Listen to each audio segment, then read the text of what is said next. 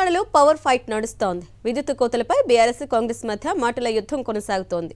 కాంగ్రెస్ ప్రభుత్వం వచ్చాక విద్యుత్ కోతలు పెరిగాయని మాజీ సీఎం కేసీఆర్ ఆరోపించారు. కాంగ్రెస్ పాలన వైఫల్యానికి ఇదే నిదర్శనమంటూ ట్వీట్ చేశారు. కేసీఆర్ ట్వీట్కి కౌంటర్ ఇచ్చారు సీఎం రేవంత్ రెడ్డి.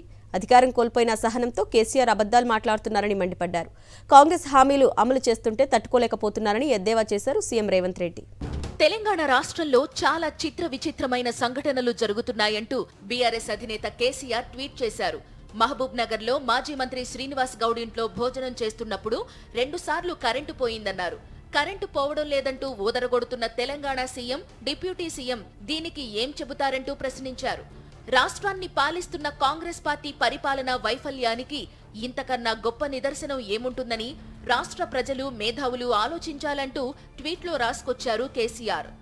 విద్యుత్ కోతలంటూ కేసీఆర్ చేసిన ట్వీట్కు సీఎం రేవంత్ రెడ్డి కౌంటర్ ఇచ్చారు. కేసీఆర్ అసహనంతో అబద్దాలు చెబుతున్నారని మండిపడ్డారు. గతంలో సూర్యాపేటలోనూ ఇలాంటి వ్యాఖ్యలే చేశారని, అక్కడ విద్యుత్ కనెక్షన్ కూడా లేదని తేలిందన్నారు. అధికారం కోల్పోవడాన్ని కేసీఆర్ తట్టుకోలేకపోతున్నారని ఎద్దేవా చేశారు సీఎం రేవంత్ రెడ్డి. ఆయన మహబూబ్నగర్ పోయిందంటే తింటుంటేనే 2 సార్లు కరెంటు పోయిందంట. మేమన్నా బకాసూరు నువ్వు అరణాయన రోజంతా తిననీకే ఎంతసేపు తింటా? 10 నిమిషాలు 15 నిమిషాలు తింటాం తిండి తింటే. సేమ్ ఇట్లనే హౌల మాటలు మాట్లాడింది. సూర్యాపేటలో పోయి పార్టీ ఆఫీస్లో ప్రెస్ మీట్ పెట్టినప్పుడు కరెంటు పోయిందని. నేను మా అధికారులు అడిగితే వాళ్ళకి అధికారికంగా కనెక్షనే లేదు సార్, వాళ్ళు జనరేటర్ మీద ఉన్నారు, ఆ పొట్టైన జనరేటర్లో కట్టబెట్టినట్టు ఆగింది సార్ అని మా అధికారులు చెప్పాను. మరుక్షణం నేను విచారణకు ఆదేశించిన. సూర్యాపేట అట్లట్ల కరెంటు పోయిందని అడిగితే అసలు దాని కరెంటు కనెక్షన్ లేదని చెప్పారు. అంటే ఒక 10 ఏళ్లు ముఖ్యమంత్రిగా పనిచేసి ఈరోజు ప్రధాన ప్రతిపక్ష నాయకుడు ఉన్న కేసీఆర్కి ఇంత అసహనం, ఇన్ని అబద్దాలు ఎందుకు?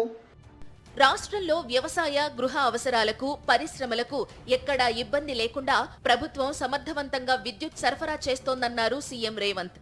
100 రోజుల్లో 5 హామీలు అమలు చేసిన కాంగ్రెస్ ప్రభుత్వంపై కేసీఆర్ అసత్య ఆరోపణలు చేయడం సరికాదన్నారు. ఏడాది కూడా గడవక ముందే ప్రభుత్వాన్ని అస్థిరపరచాలనే విధానం తగదన్నారు సీఎం రేవంత్ రెడ్డి.